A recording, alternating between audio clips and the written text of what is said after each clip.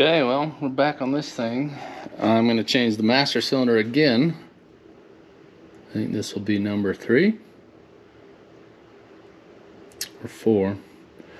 Anyway, I'm having an issue with the brakes.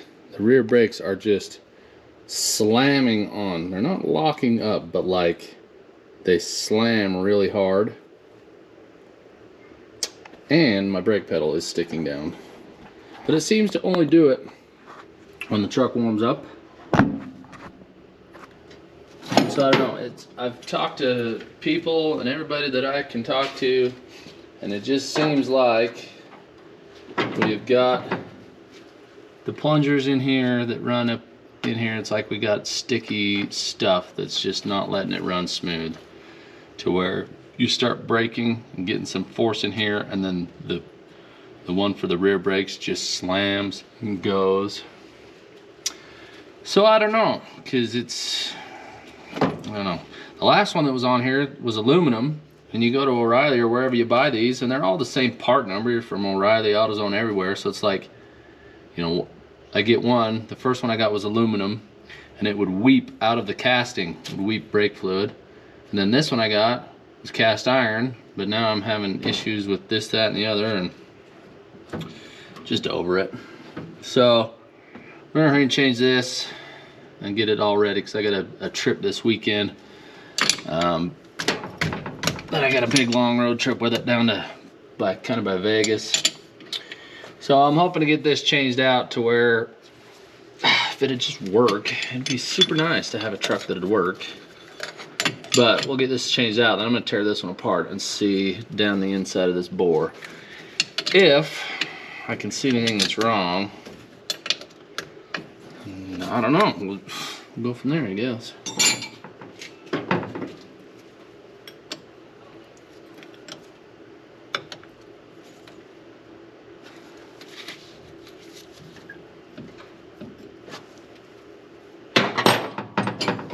Luckily, they're fairly easy to change, and I think if we bench bleed it, it probably won't be terrible to bleed the whole system. But it's just frustrating because you just want something to run. Anyway, here we go.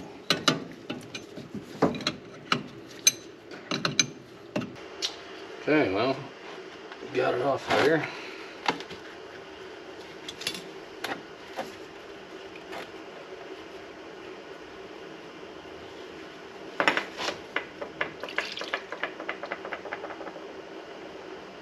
And there's a little bit of dirty fluid that come out of the rear side. It is all the way back here though. And when I press this, I get fluid shot out of the front.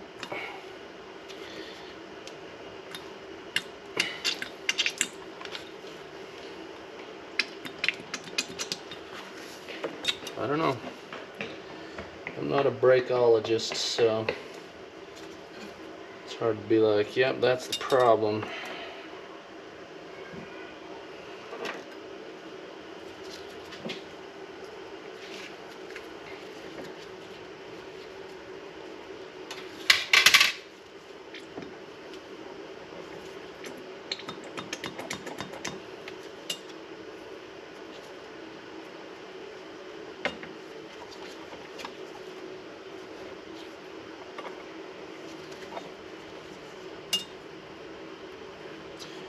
Well, let me figure out, I got the snap ring out of that, but it hit something solid and doesn't want to come out. Let me catch you back here in a minute after I figure out how to get that thing out of there. Don't look at it. Alright, well, right off the bat, we've got something, this came out like that, built up on the bottom of that plunger there. Now that's just aluminum.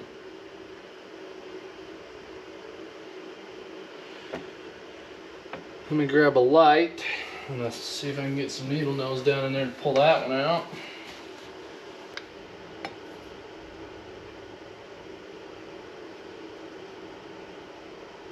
And there's kind of some streaking down the side of the bore there.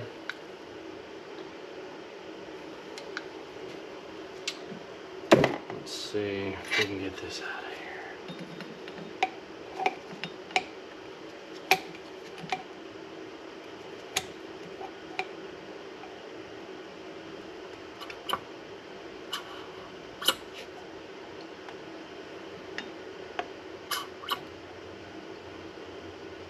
Yeah, it doesn't want to come back all the way. You can see down in there. So there's two plungers in there. You push on the one here with the brake rod coming from the pedal, and then this spring pushes on the other one for the rear, and it kind of, I don't know if it's proportioning or what it's doing, but this one here has a sticky spot in it, and I can push it down. So the issue I had, and it seemed to only do it after it built up a little temperature in the engine compartment, I could push the brakes down and then it won't come back. The brake lights stay on, and I know they stay on because my trailer brake controller light stays on. The other issue I had was you'd be on the brakes. If I really got on the brakes, like had to stop quick and got on the brakes, I never noticed an issue. But when I would just slow down to make a downshift for a turn, or hit a little slowdown on the freeway or something, you had to slow down real easy or something, it seemed like the rear brakes would just, they wouldn't lock up, but they would just boom, and it would, I mean, it sounded like it was tearing a driveline out of this thing. And the only thing I could think was this second plunger in here for the rear section of the brakes was sticky enough that it didn't want to return all the way. And sure enough, I think it is. And I don't know why it doesn't. I can't see anything in there, but I can see what would happen though is if you lightly push the brakes and then went to come back, it wouldn't come back all the way. If you push the brakes all the way down to the floor as hard as you could and then let it come up, usually it would come back all the way and turn your brake lights off. But just initially pushing this thing down, if I push it down, yeah, it gets it. Yeah, it's really, that first little bit's got a real stiff section in it. That's the only thing I can think. Because this one, you can figure out how to put this one in without rolling this O-ring.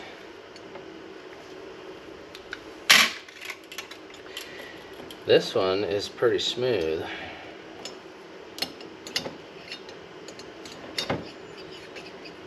Like that thing, if once it gets down past that groove, that thing is real smooth. And I'll bet it's real smooth. We can get this other O-ring in there too. I'll bet it's nice and smooth. I mean, these masters are pretty simple. It's just two little lip seal looking rubber flange type seals, nothing like crazy. Let's see. Yeah, that one's buttery smooth the whole way. Let me see if I can figure out how to get this out of here. So I got this bottom plunger out. There are a few, I don't know if this camera's gonna pick them up. There's a chingadera there. And then you can see that kind of, see that not orange part there, the actual shiny aluminum part. That's been rubbing on the bottom of the housing. There's a chingadera there. That might have been for me tearing it apart, but I don't know if you can see that seal. The seal's coming apart right here. But it definitely had a sticky spot. Piece of junk. Anyway, well, there's no core charge, so I don't know if I'm going to slap this back together. The bore of this looks fine, so I might clean this up real good and then hose it down with WD-40 and put it in a bag, because the new one they sent me is aluminum. The housing is aluminum. And the last aluminum housing when I had it was weeping out of the housing. So I don't know if I can throw too much confidence at this new aluminum one. So I might save this one. Me being the idiot that I am, I threw away my factory Ford one, or the old one that was probably better than anything you get nowadays. So I'm gonna probably save this housing. Worst case, I can probably buy a little hone. There's one little score down the side, but it doesn't seem too bad.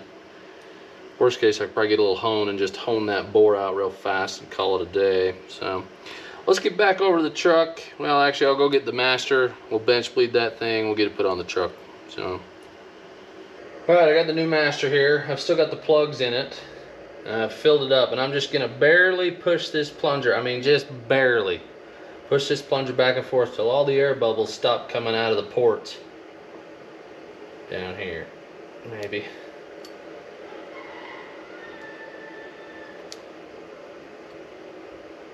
We'll do this for 4 or 5 minutes, however long it takes.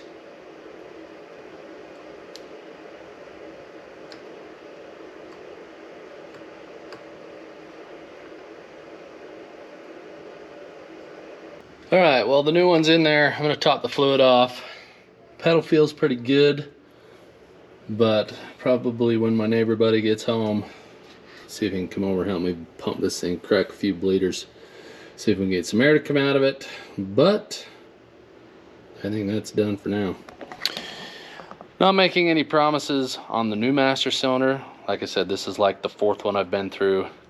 And this one is aluminum. The last aluminum one I had,